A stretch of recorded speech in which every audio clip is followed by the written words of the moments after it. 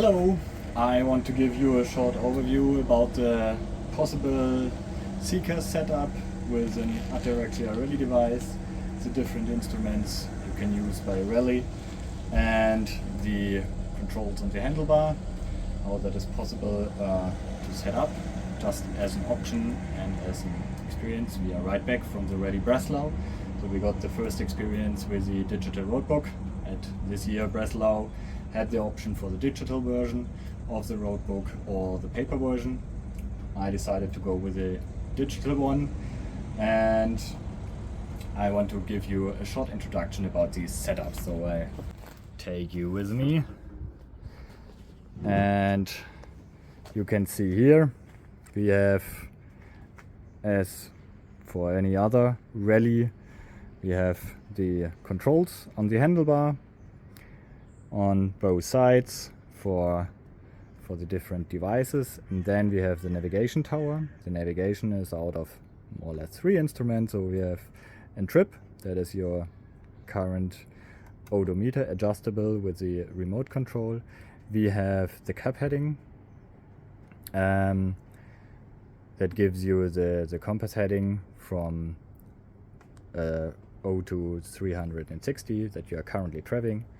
So currently it's not the cap heading, it's a second trip, but you can choose cap heading and then you see, okay, it's now 0 because we are not traveling.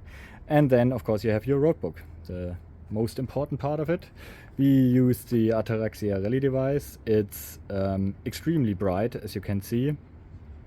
It's even better readable than the other instruments, so that is not an issue. You can use your usual switch. So for example here I have this F2R switch, and scroll as you are used to it with this small switch on the bottom, and then the Roadbook is scrolling. That is exactly the same as you can see it by the paper version. And then you see, for all of you that is not knowing how to navigate in a rally, you have your trip, and at the position what your trip is giving you, you see here the number, and that says, okay, at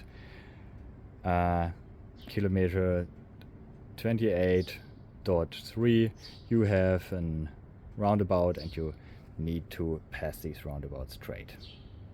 So it's pretty easy. It's getting more complicated if you have cup heading and if you have more complex tulips, but for now that should be enough. How that is configured: so we have a power supply directly from the battery of the motorcycle.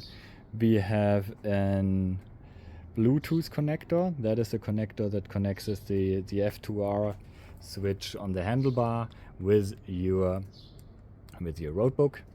So it's not directly connected to the tablet, it's directly via Bluetooth. We are using here the O2RC Bluetooth connector. Worked pretty well, is connected directly to the battery of the motorcycle, so you don't need to charge it or take care about it. It will work all the time. A quick look into seekers, how that could look like. That is currently not used in a rally, but for your next adventure trip you can use these setup as well if you want. So for example here, that gives you now the information, okay, you are not at the start of the trip, so closing that, you don't need it. As you see, we have a full screen Roadbook, also with some cup heading. So that is actually the cup heading that you need to compare to your device. And if you have these 2 devices on top, you don't need it in seekers anymore. If you do not have it, of course you can enable it, just switch it on. So by default they are on, and then you have your trip. That is exactly the same instrument. You can adjust it, and of course adjust it also with your remote control on the handlebar. And you have your cup heading, that is this one, and your current speed if you want to.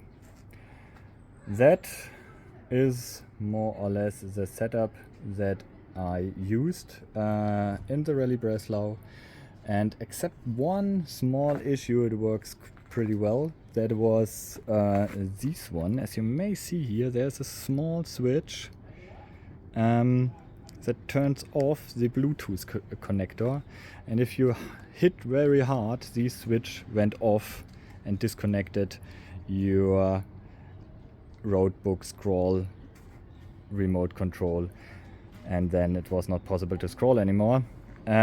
It wasn't it was a very small thing, so just take a zip tie and fix that.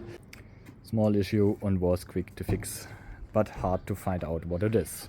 Hope that helps you and gives you a short overview what is possible with current digital Roadbook and how a Seeker setup could work. Thank you and bye.